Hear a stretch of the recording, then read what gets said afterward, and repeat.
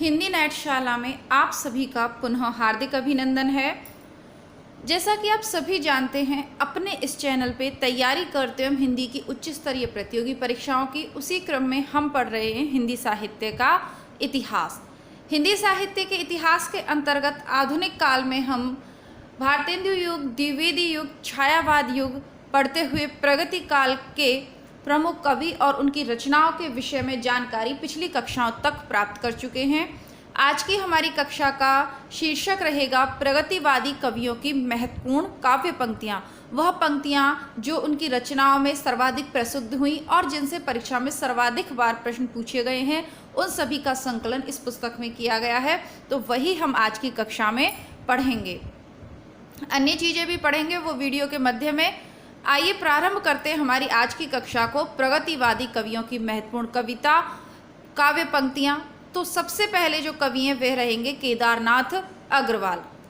पहली जो पंक्ति है वह है, धूप चमकती है चांदी की साड़ी पहने, मैके में आई बेटी की तरह मगन है। बेटी जब अपने मायके आ जाती है तो बिल्कुल मगन हो जाती है ना, वैसे ही। एक बीते के बराबर यह हरा ठिगना चना, बांधे मुरैठा शीश पर छोटे गुलाबी फूल का।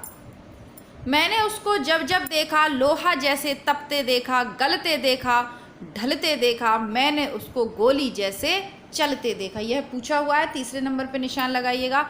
आज का लेखन आग के अंगूठे की क्रांतिकारी कतार का बंदूक मार लेखन है।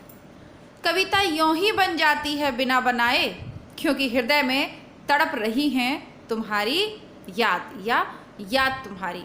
मांझी ना बजाओ बंशी, मेरा प्रेम टूटता, मेरा प्रण टूटता है जैसे तन टूटता है। बाप बेटा बेचता है भूख से बेहाल होकर, धर्म धीरज प्राण खोकर। 7वें नंबर की पंक्ति पूछी हुई है, लगाइएगा। कांग्रेस के राज्य में आयो नहीं बसंत, अपत कंटीली डाल के गावत हैं गुणवंत। निशान लगा लीजिएगा। काटो काटो काटो कर भी मारो मारो मारो, हंसिया हिंसा और अहिंसा क्या है, जीवन में बड़ हिंसा क्या है। तो ये गुणवंत वाला भी है, इस पे आप निशान लगाइएगा। कुल मिला के तीसरा, 7वां और 8वें नंबर का आपको ठीक से याद रखना है। नागार्जुन, जन जन में जो ऊर्जा भर दे, मैं उद्गाथा हूँ उस रवि का। याद आता मुझे अपना तरुअनी ग्राम, याद आती लीचियाँ और आम। कई दिनों तक चूल्हा रोया चक्की रही उदास, कई दिनों तक कानी कुतिया सोई उसके पास। कालिदास सच सच बतलाना, इंदुमती के मृत्यु शोक से आज रोया या तुम रोए थे, कालिदास सच सच बतलाना। तो ये याद, एक तो ये वाला देखेंगे तीसरे नंबर का, कई दिनों तक चूल्हा रोया, और एक ये पहला वाला, जन जन में जो ऊर्जा भर दे, मैं उद्गाता हूँ उस रवि का, उस सूर्य का। घुनकाए शहतीरों पर 12 खड़ी विधाता बाँचे, फटी भीत है छत चूती है, आले पर बिस्तुइयाँ नाचे। ठीक है, अब ये भी आप निशान लगाइएगा। अमल धवल गिर के शिखरों पर बादल को घिरते देखा है, कविता से है। 5 पूत भारत माता के, दुश्मन था खूंखार, गोली खाकर एक मर गया बाकी रह गए 4। त्रिलोचन, मुझे जगत जीवन का प्रेमी बना रहा है प्यार तुम्हारा, मुझे जगत जीवन का प्रेमी बना रहा है प्यार तुम्हारा। यूं ही कुछ मुस्कुरा कर तुमने परिचय की वह गांठ लगा दी, जड़ता है जीवन की पीड़ा निस्तरंग पाषाणी क्रीड़ा, तुमने अनजाने वह पीड़ा छव से सर से दूर भगा दी। मुझे जगत जीवन का प्रेमी बना रहा है प्रेम तुम्हारा। बहुत ही सुंदर पंक्तियां हैं। रामधारी सिंह दिनकर के काव्य में राष्ट्रीय सांस्कृतिक चेतना तथा प्रगति चेतना दोनों विद्यमान है। अब दिनकर जो हैं, इन्हें सिर्फ आप प्रगतिवादी कविता का कवि नहीं कह सकते। प्रगतिवाद का स्वर तो इनकी कविता में है ही, लेकिन राष्ट्रीय सांस्कृतिक धारा का भी इनकी कविताओं में देखने को मिलती है। रामधारी सिंह दिनकर को समय सूर्य और अधैर्य का कवि भी कहा जाता है, और इन्हें आग और राग का कवि भी कहा जाता है। दिनकर की प्रमुख कृतियां हैं, अक्सर पूछ ली जाती हैं, कुछ के निशान मैं लगा दूंगी। अब आपको ध्यान से देखना है। रेणुका 1935, हुंकार 39 रसवंती 40 द्वंद्व गीत 40 कुरुक्षेत्र 46 सामधेनी 47 रश्मि रथी 52 एक खंड काव्य, बहुत ही सुंदर खंड काव्य, इसे अवश्य पढ़ेंगे हम। नील कुसुम 1994 दिल्ली 1994 उर्वशी 61 गीति नाट्य है। परशुराम की प्रतीक्षा 63 आत्मा की आंखें 64 हारे को हरिनाम धूप और धुआं 51 नीम के पत्ते इतिहास के आंसू 51। अब आपको निशान लगाना है जिनकी प्रकाशन वर्ष याद रखने, रेणुका, हुंकार, रसवंती, कुरुक्षेत्र, सामधेनी, रश्मि रथी। इसके बाद आप इधर आ जाएंगे, यहाँ लगाएंगे 10वें नंबर उर्वशी पर निशान लगाएंगे, परशुराम पर निशान लगाएंगे, धुआं और धूप ये सब इनकी अंतिम है, ये थोड़ा देख लीजिएगा। बाकी इनके आपको 100% प्रकाशन वर्ष याद होने ही चाहिए। दिनकर ने मैथिली शरण गुप्त के सामने स्वयं को महज डिप्टी राष्ट्र कवि ही माना है। दिनकर को उर्वशी महाकाव्य के लिए 1972 में भारतीय ज्ञान पुरस्कार प्राप्त किया गया, इसे गीति नाट्य भी माना जाता है। जब भी मैं कामायनी को पढ़ती हूँ या जब भी मैं उर्वशी को पढ़ती हूँ तो मेरे मन में स्वतः ही यह विचार आते हैं कि किस प्रकार इन कवियों के मन में इस तरीके के भाव रहे होंगे जो इस प्रकार की रचना रचने में समर्थ रहे होंगे। दिनकर की महत्वपूर्ण काव्य पंक्तियां हैं। ओ द्विधाग्रस्त शार्दुल बोल, स्वानों को मिलता दूध भात, बच्चे भूखे उकलाते हैं, माँ की हड्डी से ठिठुर चिपक जाड़ी की रात बिताते हैं। निशान लगाइएगा, बहुत ही सुंदर है। दिनकर का पूरा काव्य ही बहुत सुंदर है। हटो व्योम के मेघ पंथ से स्वर्ग लूटने हम आते हैं, दूध दूध ओ वत्स तुम्हारा दूध खोजने हम आते हैं।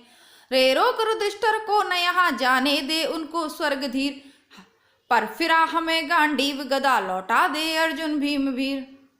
तो ये भी क्रांतिकारी प्रगति का स्वर देख रहे हैं कि युधिष्ठिर को तो यहाँ कोई जरूरत नहीं है, उसको तो जाने दे स्वर्ग में, पर हमें गांडीव गदा लौटा दे अर्जुन भीम जैसे वीर। कम पंक्तियां दी गई हैं और भी इनकी काफ़ी अच्छी जो है पंक्तियां हो सकती हैं रश्मि रथी वगैरह की। खैर कोई बात नहीं, हम ये जो पुस्तक पढ़ रहे हैं तो इसमें जितनी है उतनी पढ़ेंगे। और बाकी इनकी उर्वशी से कई पंक्ति पूछी जाती हैं, जैसे कि मुझे याद आ रहा है आलिंग प्रेम का। अब एकदम से क्या है कि एकदम से दिमाग में रहता है लेकिन जवान पे वो चीज़ नहीं आती। तो प्रेम उर्वशी का और पुरूरवा का जो संवाद है वहाँ से एक पंक्ति है, वह बता दूंगी मैं आपको, पुराने पेपर में मैंने करवाई है और अभी हो सकता है वीडियो के माध्यम में मुझे याद आए तो मैं बता दूंगी आपको। अभी तो एकदम से जवान पे नहीं आ रही है, शब्द आ रहे हैं दिमाग में लेकिन नहीं याद आ रहा। खैर आगे बढ़ते हैं, प्रयोगवादी और नई कविता को देखते हैं। बस वही है कि आलिंगन यदि प्रेम नहीं है तो और क्या है, बस इसका अर्थ मतलब वही है, उसका भावार्थ उस पंक्ति का यही है। शब्द एकदम से याद नहीं आ रहे हैं अभी। अब आज की कक्षा में हम प्रयोगवाद और नई कविता को प्रारंभ करने जा रहे हैं। प्रगतिवाद की इतनी ही इसमें पंक्तियां दे रखी थी। प्रयोगवाद का आरंभ सन 1943 में सच्चिदानंद हीरानंद वात्सायन अज्ञे के संपादकत्व में प्रकाशित तार सप्तक से माना जाता है। तार सप्तक में 7 कवि संगृहित हैं। ठीक है, 1943 में प्रथम तार सप्तक प्रकाशित हुआ था और अज्ञे का पूरा नाम क्या है? सच्चिदानंद हीरानंद वात्सायन अज्ञे साहिबा। पहले भी मैंने आपको ट्रिक बताई थी, अज्ञे साहब, ऐसे भी आप याद कर सकते हैं, अज्ञे साहब, आपको याद रह जाएगा। साहब से स से सच्चिदानंद, ह से हीरानंद और व से वात्सायन साहब। प्रयोगवाद शब्द का सर्वप्रथम प्रयोग नंद दुलारे वाजपेयी ने प्रयोगवादी रचनाएं शीर्षक निबंध में किया। नंद दुलारे वाजपेयी ने प्रयोगवाद को बैठे ठाले का धंधा कहा जाता है। कई बार यह प्रश्न पूछा है, निशान लगाइएगा। अज्ञे के संपादकत्व में 4 सप्तक प्रकाशित हो चुके हैं जो निम्न है। तार सप्तक 1943, दूसरा तार सप्तक 51, तीसरा तार सप्तक 59, चौथा सप्तक 69। ठीक, इस तरीके से ये 4 सप्तक प्रकाशित हुए। इनके प्रकाशन वर्ष आपको याद रखने, ठीक है, ये इंपॉर्टेंट है, याद रखना है। अज्ञे ने तार सप्तक की भूमिका में प्रयोगवादी कवियों को राहों के अन्वेषी कहा है। कहीं कहीं लिखा होता है नई राहों के अन्वेषी। अज्ञे ने दूसरे सप्तक की भूमिका में लिखा है प्रयोग का कोई वाद नहीं, हम वाद ही नहीं रहे और ना ही हैं, ना प्रयोग अपने आप में इष्ट या साध्य। ठीक इसी तरह कविता का भी कोई वाद नहीं है, कविता भी अपने आप में इष्ट या साध्य नहीं है। अतः हमें प्रयोगवादी कहना उतना ही सार्थक या निरर्थक है जितना हमें कवितावादी कहना। प्रयोग अपने आप में इष्ट नहीं है, वह साधन है और दोहरा साधन है। क्योंकि एक तो वह अपने सत्य को जानने का साधन है जिसे कवि प्रेषित करता है, दूसरा वह उस प्रेषण की क्रिया को और उसके साधनों को जानने का भी साधन है। तार सप्तक में संकलित कवियों का काल क्रमानुसार विवरण यहाँ पे दिया है। अब देखिए यहाँ से प्रश्न अधिकतर बनता है कि कौन सा कवि कौन से सप्तक में संकलित था। अज्ञेय स्वयं प्रथम सप्तक में थे, 1911 से 1987 देवरिया इनका जन्म स्थान था। रामविलास शर्मा 1912 से 2000 उन्नाव, गजानन माधव मुक्तिबोध 1917 से 1964 ग्वालियर, प्रभाकर माचवे बलवंत 1917 से 91 ग्वालियर, नेमी चंद्र जैन 1918 आगरा, गिरिजा कुमार माथुर मध्य प्रदेश 18 से 54, भारत भूषण अग्रवाल मथुरा के थे 1919 से 1975। दूसरा सप्तक जो 51 में प्रकाशित हुआ था उसके कवि देखेंगे शमशेर बहादुर सिंह 1911 से 93 देहरादून, भवानी प्रसाद मिश्र 13 से 85 होशंगाबाद, शकुंत माथुर 1982 दिल्ली, हरिनारायण घनश्याम व्यास 23 मध्य प्रदेश, नरेश मेहता 24 गुजरात, धर्मवीर भारती 1926 से 1997 इलाहाबाद, रघुवीर शाह 1929 से 90 लखनऊ। तीसरा तार सप्तक में देखेंगे। अब देखिए इसमें समझाने वाली कोई चीज़ है नहीं, आपको बोर नहीं होना है। आप पढ़ रहे हैं तो इंटरेस्ट के साथ पढ़िए या इनको कहीं पर लिख लीजिए, क्योंकि और आपके पास होंगी गाइड वगैरह जो कुछ भी है बस वहाँ पर देख लीजिए कि सही प्रकाशन वर्ष दिया हुआ, बस मैच कर लीजिए, इतना काफ़ी है। अब इसमें व्याख्या क्या करनी है और क्या मैं आपको समझाऊं, इनका जो कालक्रम है बस थोड़ा सा याद रखना है आपको, और कुछ नहीं, विशेषता आपको याद रखना है कि कौन सा सप्तक कौन से सन में प्रकाशित हुआ और उस सप्तक में कौन कौन से कवियों की रचनाएं संकलित थी, उन कवियों के नाम के ये कवि इस सप्तक में था और इसमें नहीं था। प्रयाग नारायण त्रिपाठी 1919, रायबरेली मदन वात्सायन 1922, विजय देव नारायण शाही 24-82, कुंवर नारायण 27, सर्वेश्वर दयाल सक्सेना 27-83, केदारनाथ सिंह 32, कीर्ति चौधरी 35 उन्नाव। चौथा सप्तक में संकलित कवि हैं अवधेश कुमार, राजकुमार कुंभज, स्वदेश भारती, नंदकिशोर आचार्य, सुमन राजेश, श्री वर्मा, राजेंद्र किशोर। प्रयोगवाद का प्रवर्तन करने का श्रेय व अज्ञेय को दिया जाता है। डॉक्टर रामविलास शर्मा ने लिखा है कि प्रयोगवादी कविता में युग से उत्पन्न अनास्था, शंका, घुटन, कंठा, भग्नाशा में एक नए पथ के अन्वेषण की व्याकुल भावना दिखाई पड़ती। ये कवि नए मार्ग का अनुसंधान करने के लिए व्याकुल है। प्रयोगवाद की प्रमुख प्रवृत्तियां हैं अहमवादी प्रवृत्ति का प्राधान्य, यथार्थवाद का आग्रह, निराशावाद, बौद्धिकता का प्राधान्य, उपमानों की नवीनता, साधारण विषयों का निरूपण और भाषा का प्रयोग। प्रयोगवाद फ्रायड के दर्शन से प्रभावित है। प्रयोगवाद के संदर्भ में कुछ विद्वानों का मत इस प्रकार है। प्रयोगवाद शैलीगत विद्रोह है। नगेंद्र केशव कुमार कहते हैं प्रयोगवाद दृष्टिकोण का अनुसंधान है। रघुवीर साय कहते हैं प्रयोग कलात्मक अनुभव का क्षण है। समाज के हित में जैसी क्रांति की सतत प्रक्रिया काम में है वैसे ही रचना के हित में प्रयोग की। ये कौन कहते हैं? रामस्वरूप चतुर्वेदी जी। ठीक है, अब हम आज की कक्षा में प्रपद्यवाद को भी पढ़ लेते हैं। छोटे छोटे से टॉपिक हैं, कंप्लीट जल्दी जल्दी कर लेते हैं ताकि अच्छे से रिवीजन भी हो जाए। प्रपद्यवाद का प्रवर्तन नलिन विलोचन शर्मा ने 1956 में प्रकाशित नकेन प्रपद्य संकलन से किया। प्रपद्यवाद को नकेनवाद भी कहा जाता है क्योंकि इसमें बिहार के 3 कवि नलिन विलोचन शर्मा, केशरी कुमार और नरेश के नाम के प्रथम अक्षरों को आधार मानकर नकेन बनाया गया। नकेन, ठीक है, जैसे मैंने आपको साहब बताया, अज्ञेय का नाम यदि पूछ लिया जाता पूरा नाम क्या है सेकंड ग्रेड या टीजीटी लेवल पे, तो उसी तरह नकेन का मतलब हो गया नलिन विलोचन शर्मा, केसरी कुमार और नरेश। प्रपद्यवाद और प्रयोगवाद में मूल अंतर यही है कि प्रपद्यवाद प्रयोग को साध्य मानता है जबकि प्रयोगवाद प्रयोग को साधन मानता है। नंद दुलारे वाजपेयी ने प्रपद्यवाद के संबंध में लिखा है, नकेनवाद उसके हिमायतियों ने प्रपद्यवाद भी कहा है। वास्तव में प्रयोगशीलता का एक अतिवाद था। प्रयोगवाद के प्रवक्ताओं ने जो कुछ नया कहा था उससे संतुष्ट ना होकर उसे एक तार्किक सीमा पर पहुंचाने का कार्य नकेन नामक संग्रह की भूमिकाओं में दिखाई पड़ा था। 1952 में नरेश के संपादकत्व में प्रकाशित पत्रिका प्रकाश में नकेनवादियों ने प्रपद्यवाद को तथाकथित प्रयोग 10 सूत्री घोषित किया। अब इसमें कुछ विशेष नहीं है बल्कि कुछ ढंग से समझ में भी नहीं आया, स्पष्ट भी नहीं किया गया है कि नंद दुलारे वाजपेयी ने प्रपद्यवाद के संबंध में लिखा है कि नकेनवाद, जिसे उसके हिमायतियों ने प्रपद्यवाद भी कहा है, वास्तव में प्रयोगशीलता का अतिवाद था।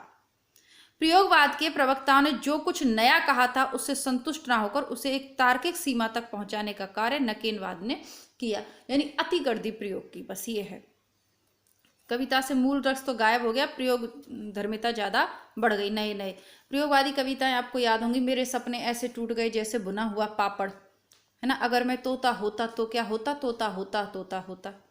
बस इस तरीके की कविताएं थी। कुछ अच्छी भी लिखी गई हैं बट उनकी संख्या काफी कम है। नई कविता 1994। प्रयोगवाद प्रपद्यवाद का समय है 1956, तो प्रपद्यवाद इनको बाद में लिखना था, कविता पहले। खैर, तो नई कविता 1994 से प्रारंभ हो जाती है। नई कविता नाम अज्ञे का दिया हुआ है। अपने एक रेडियो वार्ता में उन्होंने इस पद का सर्वप्रथम प्रयोग किया था, जो बाद में नए पत्ते के जनवरी-फरवरी 1953 अंक में नई कविता शीर्षक से प्रकाशित हुई। नई कविता का आरंभ सन 1954 में जगदीश गुप्त द्वारा संपादित नई कविता पत्रिका के प्रकाशन से माना जाता है। ये इंपॉर्टेंट है, 1994 में जगदीश गुप्त द्वारा संपादित नई कविता शीर्षक से माना, पत्रिका थी ये, नई कविता, उससे माना जाता है। बच्चन सिंह नई कविता का आरंभ 1951 से मानते हैं। इनके अनुसार नई कविता प्रयोगवादी कविता का ही परिष्कृत रूप है। काफी हद तक सही है, याद रखिएगा। मुक्तिबोध ने लिखा है, नई कविता वैविध्य में जीवन के प्रति आत्मचेतस व्यक्ति की प्रतिक्रिया है। नई कविता का स्वर एक नहीं है बल्कि विविध है। डॉक्टर धर्मवीर भारती ने लिखा है कि नई कविता प्रथम बार समस्त जीवन को व्यक्ति या समाज इस प्रकार के तंग विभाजनों के आधार पर न मानकर मूल्यों की सापेक्ष स्थिति में व्यक्ति और समाज दोनों को मापने का प्रयास कर रही है। रामस्वरूप चतुर्वेदी लिखते हैं कि नई कविता में समग्र मनुष्य की बात ही नहीं कही गई, वरन मनुष्य के समग्र अनुभव खंडों को भी संयोजित किया गया है। पूछा जा सकता है, डॉक्टर रामस्वरूप चतुर्वेदी ने भाषा संवेदना और सर्जन पुस्तक में एक नई कविता के संदर्भ में लिखा है, आज की कविता को जांचने के लिए जो प्रास के रजत पाश से मुक्त हो चुकी है, जो प्रास के रजत पाश से मुक्त हो चुकी है, अलंकारों की उपयोगिता अस्वीकार हो चुकी है, छंदों की पायलें उतार चुकी है, काव्य भाषा का ही आधार शेष रह गया, क्योंकि कविता के संगठन में भाषा प्रयोग की मूल केंद्रीय स्थिति है। कविता उत्कृष्ट शब्दों का उत्कृष्ट क्रम है। ये तो किसी पाश्चात्य विचारक ने भी कहा है कि उत्कृष्ट शब्दों का उत्कृष्ट क्रम है। विजयदेव नारायण साई ने नई कविता में लघु मानव की प्रतिष्ठा की है। ये लघु मानव क्या है यह भी आगे समझेंगे। नई कविता में दो प्रमुख तत्व हैं, अनुभूति की प्रामाणिकता और बुद्धिमूलक यथार्थवादी दृष्टि। नई कविता में दो प्रमुख तत्व हैं, अनुभूति की प्रामाणिकता और बुद्धिमूलक यथार्थवादी दृष्टि। एक सेकंड रुकिएगा।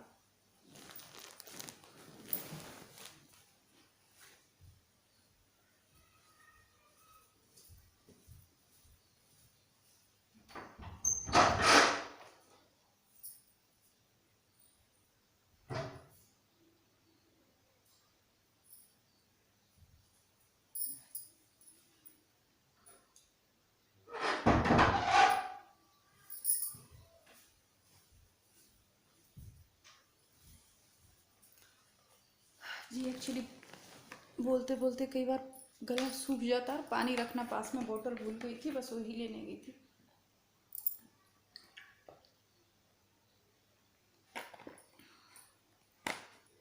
खैर, नई जो परीक्षार्थी चैनल से जुड़ रहे हैं उन्हें मैं बताना चाहूँगी कि हमारे इस चैनल के दो भाग हैं, एक हिंदी नेटशाला और दूसरा इसी का भाग है हिंदी बुकशाला। हिंदी बुकशाला पर आपको किताबें उपलब्ध हैं प्लेलिस्ट में। आप जो भी किताब पढ़ना चाहें वह प्लेलिस्ट में आपको मिल जाएंगी। नाटक हैं, उपन्यास हैं, कहानियां हैं, निबंध हैं, आपकी बहुत सारी चीज़ें। और वर्तमान में आरपीएससी के नए सिलेबस में निर्धारित रामचरितमानस पुस्तक को मैंने प्रारंभ कर दिया है। रामचरितमानस का बालकांड हम पढ़ रहे हैं, फिर उत्तरकांड, सुंदरकांड, सभी कांड आपको धीरे धीरे मैं उपलब्ध करवा दूंगी। तो आप में से जो नए परीक्षार्थी जो हिंदी नेटशाला से तो जुड़े हुए हैं लेकिन हिंदी बुकशाला तक अभी तक नहीं पहुंचे हैं, तो वो विद्यार्थी हिंदी बुकशाला को भी यूट्यूब पे सर्च करके उसे सब्सक्राइब कर लें, प्लेलिस्ट उसकी अवश्य चेक करें, ठीक है। बाकी अन्य कोई किताब आपको चाहिए और जो उपलब्ध नहीं हो पा रही, कमेंट बॉक्स में मुझे लिखिएगा, मैं आपको उसे उपलब्ध करवा दूंगी। आगे बढ़ते हैं। नई कविता में दो प्रमुख तत्व हैं, अनुभूति की प्रामाणिकता और बुद्धिमूलक यथार्थवादी दृष्टि। और ऐसा ही कुछ कुछ आपको नई कहानियों में भी देखने को मिलेगा, ठीक है। नई कहानियों में आपने परिंदे पढ़ी है, उसमें देखते हैं अनुभूति की प्रामाणिकता बहुत यथार्थ के साथ वर्णन है। यही सच है कहानी, उसमें भी अनुभूति की प्रामाणिकता और बुद्धिमूलक यथार्थवादी दृष्टिकोण है। अब मैं कविता के संदर्भ में कहानी का आपको उदाहरण इसलिए दे रही हूँ क्योंकि कविता पढ़ के सबको याद नहीं है, लेकिन कहानियों का जो मूल भाव है वो तो याद रह ही जाता है। नई कविता में कैक्टसवाद का जन्म होता है। नई कविता में कैक्टस प्रतीक के रूप में अपनाया गया है, जो अदम्य उत्साह, जीवन आकांक्षा और अनगढ़ता का प्रतीक है। अब नई कविता और प्रयोगवाद के कुछ कवि एक ही हैं, समय में बहुत ज्यादा अंतर नहीं है। सच्चिदानंद व्यासायन अज्ञेय का संक्षिप्त जीवन इस प्रकार है। ये प्रमुख कवि हैं नई कविता के। जीवन काल रहा 1911 से 87। माता पिता रहे हीरानंद और वयंती देवी। प्रथम काव्य संग्रह था भग्नदूत, निशान लगाइएगा 1933। और अंतिम काव्य संग्रह कोई घर आपने देखा है? अज्ञे का काव्य संग्रह भग्नदूत 33, चिंता 42, इत्यालम 46, हरी घास पर क्षणभर 49, बावरा अहेरी 54, इंद्रधनुष रौंदे हुए ये 57, अरि और करुणा प्रभामयी 1959, आंगन के पार द्वार 61, पूर्वा 1965, सुनहले शैवाल 1966, कितनी नावों में कितनी बार 1967, क्योंकि मैं उसे जानता हूं 1959, सागर मुद्रा 1970, पहले मैं सन्नाटा बुनता हूं 73, महावृक्ष के नीचे 77 और नदी की बांक छाया 81। ऐसा कोई घर आपने देखा है? 86, एक पूर्वा रह गया बीच में 65। अब जो आपको याद तो सभी रखने हैं कि अज्ञे के हैं, लेकिन जो विशेष याद रखने हैं वह भग्नदूत, दूसरा है इत्यालम, चिंता भी देख लीजिएगा, फिर है हरी घास पर क्षणभर, बावरा अहेरी, इंद्रधनुष रौंदे हुए, अरि ओ करुणा प्रभामयी, आंगन के पार द्वार। इसके अलावा 11वें नंबर पे कितनी नावों में कितनी बार, फिर 13वें नंबर पे सागर मुद्रा और 14वें नंबर का पहले मैं सन्नाटा बुनता हूँ। तो ये सभी प्रसिद्ध इनके काव्य संग्रह रहे हैं, इन्हें आप छोड़ नहीं सकते। क्रमानुसार लगाने वाले प्रश्नों में भी मिल जाएंगे। जो विद्यार्थी क्रमानुसार लगाने वाले प्रश्न ढूंढ रहे हैं तो देखिए एक अलग से नोट्स की फॉर्म में प्लेलिस्ट में मैंने डाल रखा है क्रमानुसार लगाने वाले प्रश्नों के नोट्स। लगभग वही बार बार पूछ लिए जाते हैं परीक्षाओं में, तो उनको थोड़ा ध्यानपूर्वक आप कर लीजिएगा, वहीं से प्रश्न पूछ लिए जाते हैं। ये सब पुराने पेपर में पूछे गए हैं, इसलिए मुझे मालूम है। नेट के पुराने सभी पेपर हमने कर लिए हैं, आरपीएससी के भी बहुत सारे करे हैं, यूपी टीजीटी पीजीटी के भी बहुत सारे पुराने पेपर सॉल्व करे आए हैं। तो प्लीज़ अब आप लोग स्वयं उनको प्लेलिस्ट में जाके देख लीजिए। अब आप ये चाहें कि मेरे साथ साथ पढ़ेंगे तो देखिए प्लेलिस्ट में बहुत सारी विषय सामग्री मैं पहले करवा चुकी हूँ, लेकिन अभी वाले जो विद्यार्थी हैं इनसे बस एक शिकायत है कि सबको सफलता के शॉर्टकट्स चाहिए। कोई भी पढ़ना नहीं चाहता। अगर मैं कह दूं कि रामचंद्र शुक्ल की पुस्तक से आप पीजीटी या आप असिस्टेंट प्रोफेसर नेट या आरपीएससी के फर्स्ट ग्रेड के लिए पढ़िए, सरल पूछते हैं कि सरल क्या है, और सिलेक्शन भी चाहिए, दोनों चीज़ें एक साथ संभव नहीं है। ठीक है, प्लेलिस्ट में नेट की परीक्षा का तो इतना विषय सामग्री डली हुई है, या किसी भी परीक्षा के लिए इतनी विषय सामग्री डली हुई है कि आप उतना भी कर ले तो कोई आपको क्लियर करने से रोक नहीं सकता। इतना मैं पढ़ा चुकी हूँ। एक पुराने पेपर में जाके 40 पुराने पेपरों में से जाके एक टॉपिक पे आपके लिए मैंने प्रकाशन वर्ष वाले, स्थापना और तर्क वाले प्रश्नों की प्लेलिस्ट तैयार की है। लेकिन आप लोग प्लेलिस्ट चेक ही नहीं करना चाहते। आप लोग जाइए प्लेलिस्ट में और मुझे कमेंट करके बताइए कि आप कौन सी प्लेलिस्ट से पढ़ाई कर रहे हैं। पहली बार हिंदी की तैयारी कर रहे हैं, सरल इतिहास पढ़ा चुकी हूँ, वो देख लीजिए। और यदि आप first grade net assistant professor college lecturer के लिए तैयारी कर रहे हैं तो रामचंद्र शुक्ल को पढ़िए। 2 सवाल है, दोनों सवालों को मिक्स मत करिए। 2 सवाल ये कि हिंदी की अच्छी पुस्तकें कौन सी हैं और आपको परीक्षा कौन सी पास करवाएगी। हिंदी की अच्छी पुस्तकें बहुत सारी हो सकती हैं, दुनिया भर के नाम मैं भी गिना सकती हूँ। 3-4 तो आप सभी जानते हैं, रामचंद्र तिवारी, रामस्वरूप चतुर्वेदी, डॉक्टर नगेंद्र, बच्चन सिंह और भी कई। लेकिन इनसे एक 2 प्रश्न पूछे जाएंगे और शुक्ल आपका पूरा की पूरा 70-80% क्वेश्चन आपके हिंदी साहित्य के कुछ शुक्ल से पूछे जाएंगे। तो शुक्ल पढ़िए ना। कभी कभी मुझे बड़ा खेद होता है कि आप लोगों के ही आग्रह पर पूरी पुस्तक मैं आपको कराती हूँ, लेकिन आप लोग मेहनत नहीं करेंगे तो मैं क्या, कोई भी आपके लिए कुछ नहीं कर सकता। आपकी मदद आप स्वयं कर सकते हैं। मैं ये पुस्तक खरीद लूँ, मैं वो पुस्तक खरीद लूँ, मैं ये कर लूँ, आप इसी में लगे रहते हो। अभी फॉर्म भरे कितना समय हो गया, कई सारी परीक्षा की तिथियाँ घोषित हो चुकी हैं, उसके बावजूद आप पुस्तकें कलेक्ट करने में लगे हुए हो। पुस्तकें कलेक्ट करने से क्या हो जाएगा, जब तक खोलकर आपके उसका अंदर का आपके अंदर नहीं चला जाता। वो पुस्तक पूरी आपको अंदर जानी चाहिए और पूरी पुस्तक संभव नहीं है।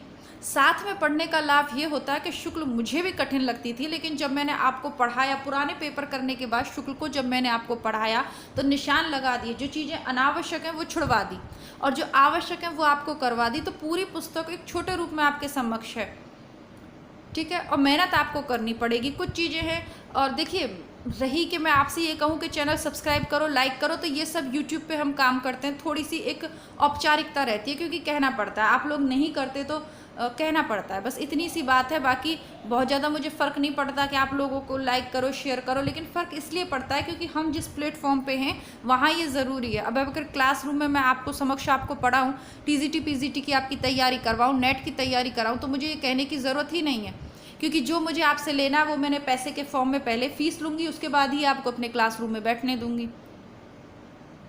ठीक, अच्छा लगे तो आप शेयर कीजिए, अरे नहीं करो शेयर नहीं करो, लेकिन कम से कम जाके प्लेलिस्ट से भाई लोगों पढ़ तो लो। बहनें हैं जिनको समय नहीं है, उन सब के लिए पुस्तकें पूरी पूरी मैंने डाल रखी हैं। आप काम करते हुए सुनिए ना, कोई गलत बात थोड़ी ना सुन रहे, पूरे घर को सुना दीजिए, क्या दिक्कत है। स्पीकर ले लीजिए, एक छोटा सा 150-200 रुपये का आता है, फ़ोन में उसको अटैच करिए और अपना झाड़ू पोंछा, रोटी बर्तन फटका जो कुछ करते हुए सुनना है सुनिए, क्या दिक्कत आती है। और एक के लिए सारी जगह मत भागिए, जितनी विषय सामग्री इस प्लेलिस्ट में उतनी पढ़ लीजिए, पुस्तकों को तैयार कर लीजिए। बाकी चीज़ें नहीं मिल रही हैं तो कमेंट बॉक्स में लिखिए, कोई दिक्कत आ रही है तो मैं बैठी हूँ उसके सॉल्यूशन के लिए, लेकिन बताना तो पड़ेगा। बहुत सारी बातें हो गई, आगे बढ़ते हैं। कई बार क्या है कि आपके कमेंट्स के जवाब देने के लिए अलग से वीडियो नहीं बना पाती हूँ, सोचती तो हूँ पर समय का अभाव रहता है। खैर, आगे अस्तित्ववाद में आस्था रखने वाले कवि हैं, अस्तित्ववादी कवि आप इन्हें कह सकते हैं।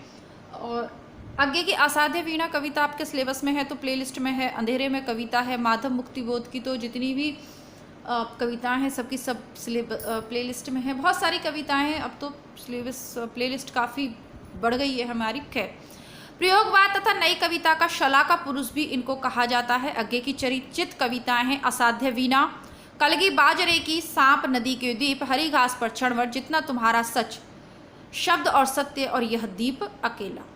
असाध्य वीणा लंबी कविता है, मूल भाव है अहम का विसर्जन, और संयोग है, सौभाग्य है कि इसे हम अपने चैनल पे पूरा पढ़ चुके हैं। मुक्तिबोध का पूरा नाम माधव गजानन माधव था। इन्हें गहन अनुभूति और तीव्र इंद्रिय बोध का कवि भी कहा जाता है। मुक्तिबोध की 2 काव्य कृतियां प्रकाशित है, चांद का मुंह टेढ़ा और भूरी भूरी घाक धूल 80, और चांद का मुंह है टेढ़ा है 64 है, ये मेरे पास है। मुक्तिबोध की चर्चित कविताएं अंधेरे में हम पढ़ चुके हैं, ब्रह्म राक्षस ये हम पढ़ चुके हैं, भूल गलती यह भी पढ़ चुके हैं, और अंतःकरण का आयतन ये नहीं पढ़ा है। अंधेरे में का पहला प्रकाशन कल्पना में 1964 में आशंका के द्वीप अंधेरे में नाम से हुआ था। चतुर्वेदी ने लिखा है कि मुक्तिबोध का काव्य संकलन चांद का मुंह टेढ़ा है एक बड़े कलाकार की स्केच बुक जैसा लगता है। अंधेरे में एक लंबी कविता है, विभिन्न आलोचकों ने इसे विभिन्न दृष्टिकोणों से देखा है जो निम्न है।